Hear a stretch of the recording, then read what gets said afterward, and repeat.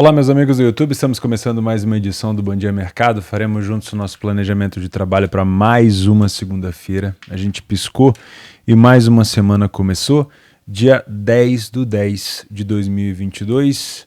Um dia mais fraco comparado ao final de semana. Tem 3 partidas que eu quero acompanhar: Atlético Goianiense e Palmeiras, Santos e Juventude e, na Europa, Fiorentina e Lazio. Também tem ali o Trabzonspor, jogando na Turquia, mas está com uma odd bem baixa e eu estou mais como observador do futebol turco do que propriamente para um trade mais ativo. Então, por enquanto, eu vou só fazer esse planejamento para essas 3 partidas, tá?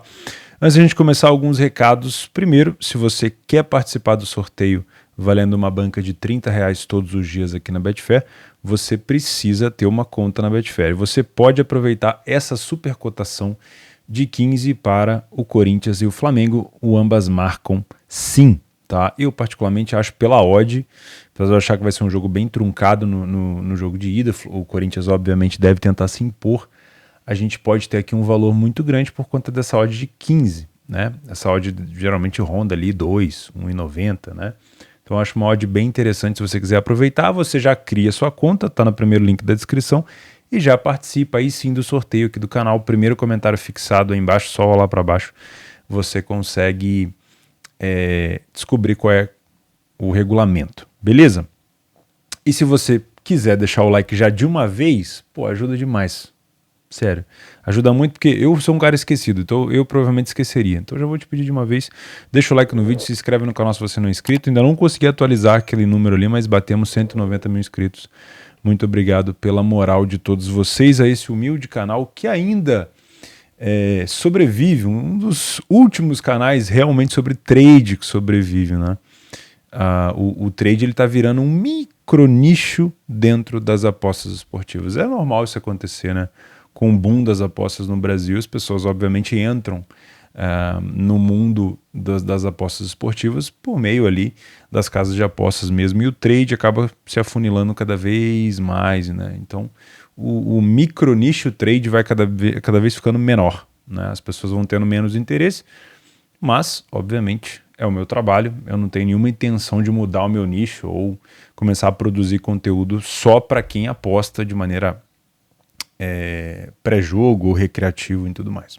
Meu foco aqui é sempre manter no live, mas eu acredito que o Bom Dia Mercado serve sim para você que trabalha pré-jogo, para você que trabalha de forma recreativa, para a gente poder se embasar, né? Afinal de contas, saiu uma pesquisa que muita gente busca um complemento maior, um apoio maior de conhecimento para fazer as suas apostas, mesmo elas sendo recreativas. Então, espero que o Bom Dia Mercado te ajude, tá bom? Então, vamos começar? Bom, deixa eu dar uma passada rapidinho aqui nos jogos de domingo. Hoje foi um dia com poucos cliques, mas bons cliques, tá? O Napoli goleou o Cremonese no finalzinho, os 2 últimos gols depois dos 90 minutos. A Roma venceu o time do Lecce por 2-1, gol do Dybala de pênalti, mais um gol de cabeça aqui na Roma de bola parada. O Barcelona acabou de vencer, se eu não me engano, ainda estava jogando. Acabou de vencer o Celta de Vigo, não foi fácil, hein? Não foi fácil essa vitória do Barcelona sobre o Celta. Teve bola na trave, teve gol anulado, e Iago Aspas dando um trabalho danado. Era aquela coisa de imaginar do Barcelona desfocado. Nesse momento também o Braga joga com o time do Chaves e não vai sendo fácil. Para o Braga a situação está mais complicada. O Braga tem o jogo da volta agora na Europa League contra o San Giloase, se eu não estou enganado, e está bem desfocado a equipe do Braga, saindo bastante errado com a bola. E nesse momento, se eu não estou enganado, ainda está 1-0 para o time do Chaves, tá? No Lei, pior equipe em campo, a gente teve aqui o Gladbach com o Colônia. Esse jogo eu trabalhei mais o mercado de gols do que o mercado de match odds, trabalhei o over à frente. Compartilhei um pouco das minhas posições com vocês no meu Telegram. O link está aqui embaixo no segundo link da descrição. Fui buscar quando ainda estava 4-1 esse jogo. Não, quando estava 3-1 esse jogo, fui buscar mais 2 gols aqui. Consegui achar um gol do Gladbach, um gol do Colônia, ainda sobrou um gol, depois o Thuram fez mais um gol. O Inter contra o Goiás eu não trabalhei, esse jogo teve um problema na Betfair, né? Eu não sei se foi um problema de scout, que estava com internet ruim dentro do Beira-Rio, ou se esqueceram de abrir os mercados e aí as apostas estavam entrando sem contagem. Só sei que depois de alguns minutos de jogo o mercado suspendeu e só foi abrir, se eu não me engano, no segundo tempo. Olha que loucura. tá? Teve muita gente lá no Leitura, no Discord, que relatou que estava preso no mercado, entrou por uma falta, pegou o gol do Inter a favor, por sorte, acabou tomando o gol do Goiás, depois pegou o gol do Inter de novo e tomou o gol do Goiás de novo e pegou o gol do Inter de novo, é uma loucura. Obviamente isso é um problema técnico que, óbvio, consta lá nos termos de uso que pode acontecer, mas num jogo grande de Campeonato Brasileiro não poderia, né? Então, óbvio, vocês têm todo o direito de reclamar. Eu não estava envolvido nesse jogo, mas é realmente um relato que precisa ser notificado aqui. Um bom jogo para mim foi o Udinese Atalanta, tá? Consegui trabalhar o mercado de gols, consegui trabalhar me posicionar muito bem numa alavancagem da Udinese, que, óbvio, teria pago ainda mais se tivesse virado o jogo. O jogo foi muito difícil de trabalhar no Match Odds no primeiro tempo. O segundo tempo foi mais fácil de interpretar as leituras para o mercado de gols. O Arsenal marcou muito cedo contra o Liverpool, e aí complicou bastante aqui algum posicionamento. O Hertha Berlim e o Freiburg ficaram num 2-2. Stuttgart e União Berlim, até o momento que eu vi, ainda estavam jogando. Cadê? Foi 1-0 para a União Berlim. Gol de quem? Gol do Jaquel, aos 76 minutos. E isso faz o União Berlim assumir a liderança de forma isolada, já que o Freiburg empatou fora de casa contra o Hertha. Estava perdendo, empatou no final. Então a União Berlim se isola na liderança, não está aqui atualizado ainda, se isola na liderança com 20 pontos. Quem diria, hein? Grande União Berlim. O Botafogo vai vencendo o São Paulo nesse momento por 1-0. Se eu não me engano, o jogo está para acabar. Tá? 1-0 Botafogo, gol do Tiquinho Soares de pênalti aos 90 minutos. Realmente, meu primo falou que o Botafogo, quando joga do São Paulo fora, dá um trabalho danado e realmente vai se cumprindo. O Cruzeiro realmente perdeu também do Sport, era uma expectativa minha, o Cruzeiro já desfocado, já campeão, já classificado, e o Sport vai botar uma pressão danada no Vasco. O Vasco venceu o Novo Horizontino, foi a 55, e o Sport agora foi a 5-2 e vai jogar contra o Vasco na Ilha do Retiro. Vai ser um jogaço, hein? Porque se o Sport vencer, iguala, e aí eles vão para a reta final, faltando ali 3 jogos pau a pau. Vai ser, vamos ver, vai ser bem engraçado. Engraçado pro lado positivo, óbvio, que deu oportunidade pra gente trabalhar, obviamente. Mercado de gols aqui, o Heidenheim venceu o Hannover, confirmou o favoritismo em casa, continua invicto o Heidenheim dentro de casa e subiu um pouquinho de posição. O Nuremberg perdeu de novo, olha o Nuremberg, dentro da zona de relegation. O Nuremberg foi um dos maiores campeões da Alemanha até 87 ou 67, se eu não me engano. Acho que era 87. E tem vários títulos de campeonato alemão da primeira divisão, um puta time com uma excelente torcida, é conhecido, né, até hoje como um time gigante na Alemanha, mas está vivendo uma fase horrorosa mesmo. Não sei não se o Nuremberg não vai dar uma rateada e cair. E o Sandhausen venceu o time do Magdeburg, que estava um tempinho sem vencer, o Sandhausen deu uma subida. E aqui o mercado de gols também, o jogo do Udinese com a Atalanta. Beleza, então foi um dia com poucos cliques, tá? Trabalhei ali o mercado de gols no jogo da Udinese com a Atalanta, como eu falei com vocês. Trabalhei o mercado de gols no jogo do Colônia com o Borussia Mönchengladbach. Trabalhei o Match Odds um pouquinho perdão, no jogo do United, que era um jogo que eu não queria trabalhar Match Odds, mas depois do 2-1 do United ficou um pouco mais claro para mim em algumas posições. Enfim, foi um dia com poucos cliques aqui e eu segurei um pouco assim na quantidade de posição por conta dessa Liga dos Campeões que vai ter agora, e aí eu vi muito time desfocado e não quis me arriscar. Vamos falar então de Série A italiana para a gente começar logo esse planejamento de segunda, que não vai demorar, prometo. A gente tem uma Fiorentina muito mal, que não vem encantando ninguém, né? Uma Fiorentina que nos últimos 8 jogos venceu apenas 2 partidas, obviamente continua sendo invicta dentro de casa, mas não vem encantando ninguém, tá? A Fiorentina que tem um ataque para mim poderosíssimo, tem o Arthur Cabral, dispensou ali o Piontek, mas tem o Arthur Cabral, tem o Jovic, que foi um grande jogador no Frankfurt, passou pelo Real Madrid, mas não vem jogando muito bem. Os últimos jogos da Fiore, uma vitória contra o Hort aqui na Conference, né? Se eu não me engano a Fiore está na Conference, derrota para a Atalanta, aí venceu o Verona em casa, mas vinha de uma derrota para o Bolonha, vinha de um empate contra a Juventus, uma derrota para o Udinese, um empate contra o Napoli, enfim, não me encantou ainda a Fiorentina, E o único jogo de fato que eu acompanhei da Fiore com um pouco de expectativa foi o início da Série A contra o Cremonese. Mesmo assim, foi uma vitória muito difícil da Fiorentina. A Lazio vem jogando muito melhor. Os pontos que a Lazio perdeu aqui foram derrota para o Midtjylland na Europa League. Não foi uma situação muito boa aqui da Lazio, mas eu não sei se teve algum conforto, porque a Lazio começou vencendo com goleado o time do Feyenoord, então não sei se deu uma relaxada ali também. Mas na Série A italiana, a única derrota da Lazio foi para o Napoli, né, que hoje é o líder isolado da competição, então não dá para criticar a Lazio, tá?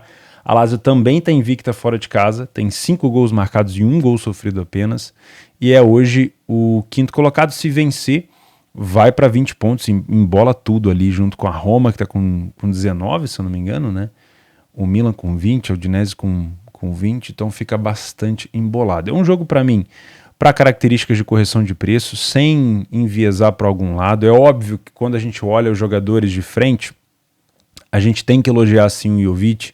O Ikoné também é um bom jogador, só que a gente não pode esquecer que hoje um dos artilheiros da competição, como quase sempre é, o Ciro Immobile, marcando, se eu não me engano, já tem 5 gols nessa competição e é um grande artilheiro. O time da Lazio, quando quer jogar, sai de baixo, tá? Tem excelente finalização de fora da área.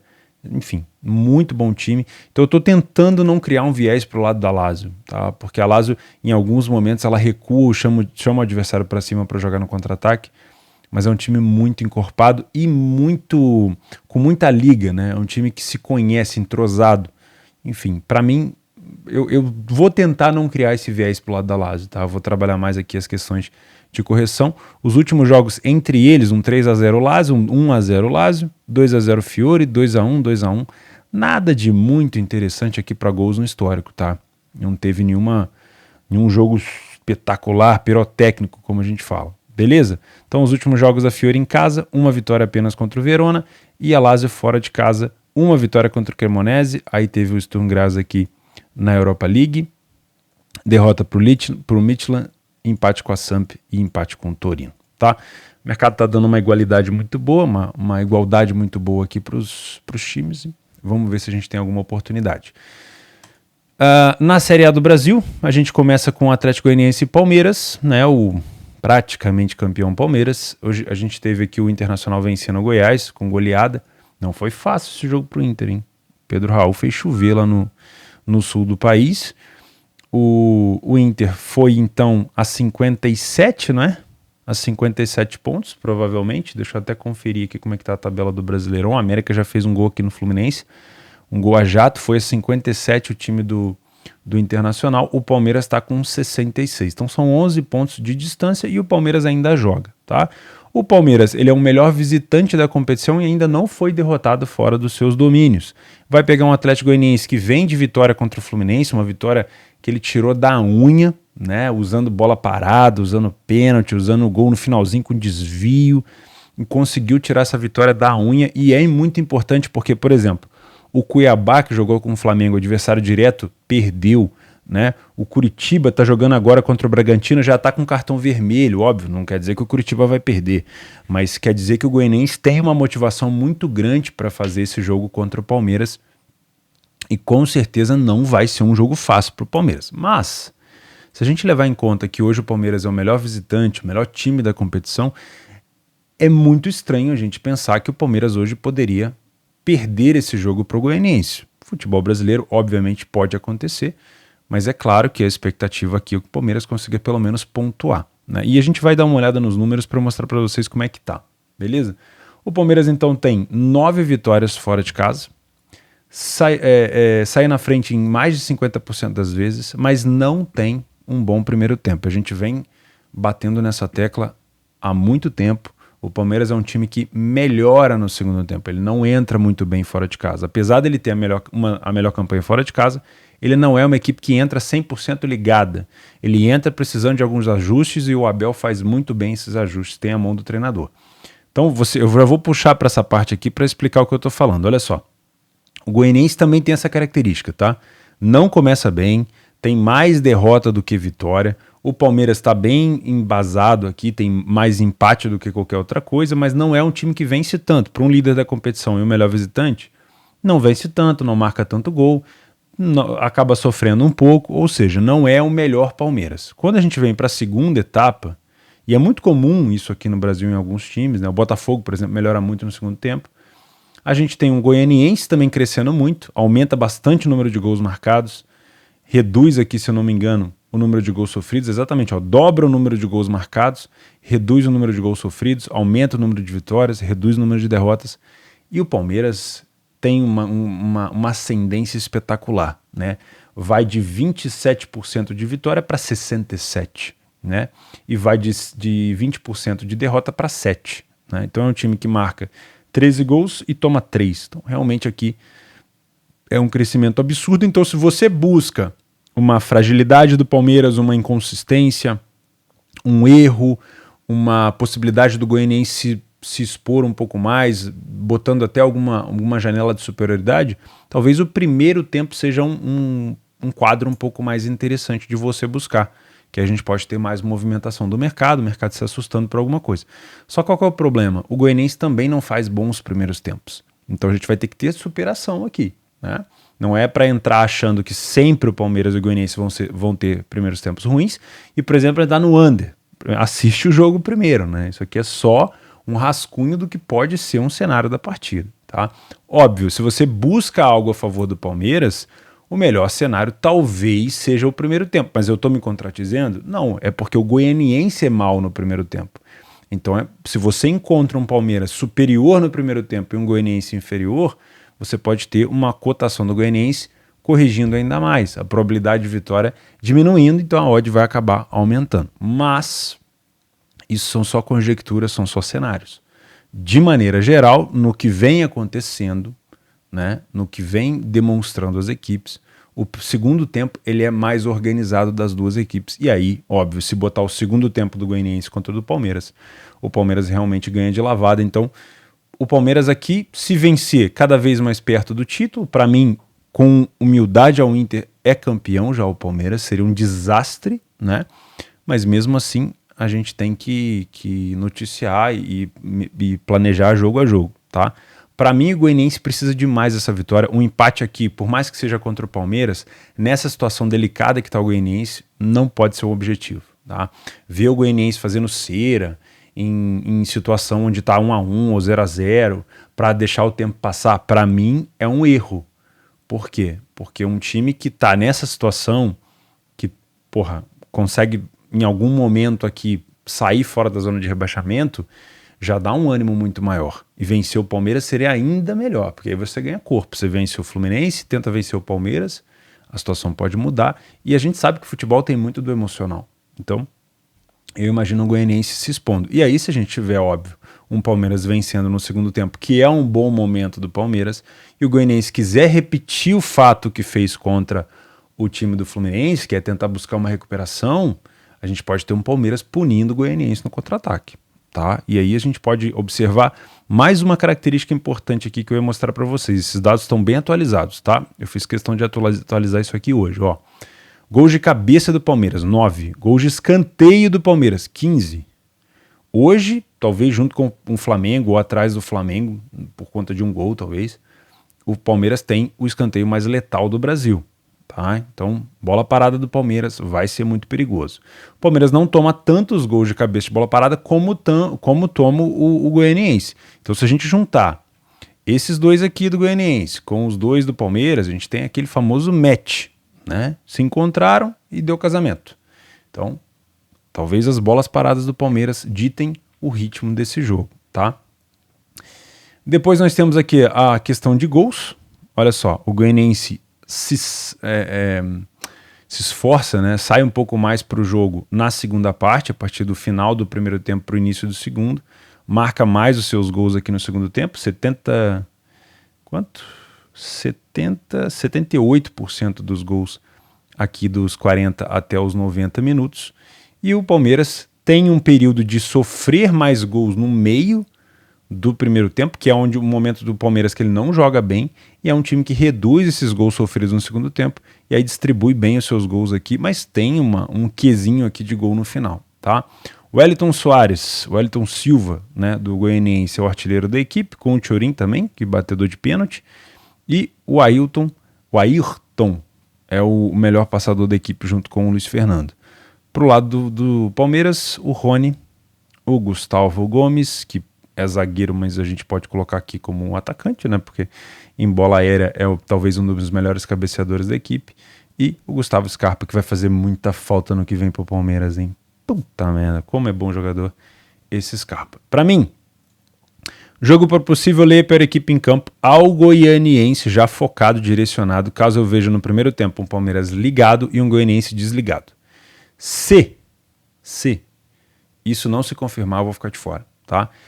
Cogito trabalhar alguma coisa no segundo tempo para correção de preço, já que a gente tem um Palmeiras melhorando e o goianiense também, tá? O mercado de gols eu vou querer somente se o Palmeiras estiver na frente, porque aí eu tenho um time que vai estar com a corda toda, continua líder, isolado, o goianiense precisando do resultado, pelo menos empatar, vai se expor e vai dar espaço para o Palmeiras. Aí pode ser interessante, porque se o goianiense estiver na frente, é claro que o goianiense tem um bom contra-ataque. Na Sul-Americana mostrou isso contra o time do Nacional do Uruguai, mostrou isso contra o São Paulo, mostrou isso na Copa do Brasil contra o Corinthians, mas pela situação do goianiense, eu não imagino o goianiense se expondo tanto assim contra o Palmeiras estiver vencendo. Ele vai tentar talvez segurar um pouco mais. Beleza? Santos e Juventude. Eu tenho trabalhado bem menos o time do Santos. O Santos está em período de reconstrução, tem muita pressão em cima do Marcos Guilherme, né? Acho que é Marcos Guilherme, não é? O atacante do Santos, se eu não estou enganado, é Marcos Guilherme, do jovem jogador. Pô, o cara é um fenômeno, mas nesse momento de transição do Santos, um momento de colocar as contas em dia, acaba caindo muito em cima do cara e vai pegar um Juventude que já está rebaixado, né? Com todo respeito aqui ao Juventude, se a gente fizer contas aqui, ó, o Juventude tem ainda 8 partidas para jogar, então ele pode chegar a 44 pontos. A gente teve alguns campeonatos onde equipes caíram com 42, com 43, outros campeonatos onde se salvava com aquele número mágico de 45, mas vamos ser sinceros, né? O Juventude agora não vai sair com um time com 3 vitórias em 30 jogos, ou seja, um aproveitamento muito ruim. Ele não vai sair agora nas últimas 8 partidas e vencer as 8, tá? Com todo respeito ao Juventude, a gente já sabe que o Juventude já está rebaixado. E a gente vai ter aqui um confronto de um time do Santos que, com todo respeito, não tem uma briga assim tão grande em relação a buscar Libertadores, vai ser ali mais a manutenção sul-americana. Obviamente, na minha opinião, vence aqui, mas essa cotação para mim ela não tem tanto valor assim pelo momento do Santos. Aí eu preciso entender no live, se eu for fazer, né, dependendo do horário, 8 horas aqui de uma segunda, pode ser. Se o Juventude já entregou os pontos, né? Porque eu confesso que eu não vi os últimos 2 jogos do Juventude. Eu quero dar uma olhada, deixa eu ver aqui como é que foram os últimos jogos do Juventude fora. Olha só. Olha que situação complicada do Juventude. Perdeu para o CAP, para o Fluminense, para o Palmeiras, para o Internacional, para o Cuiabá. E marcou apenas um gol nesses últimos 5, que foi contra o Palmeiras. Então, assim, vamos ser sinceros, né?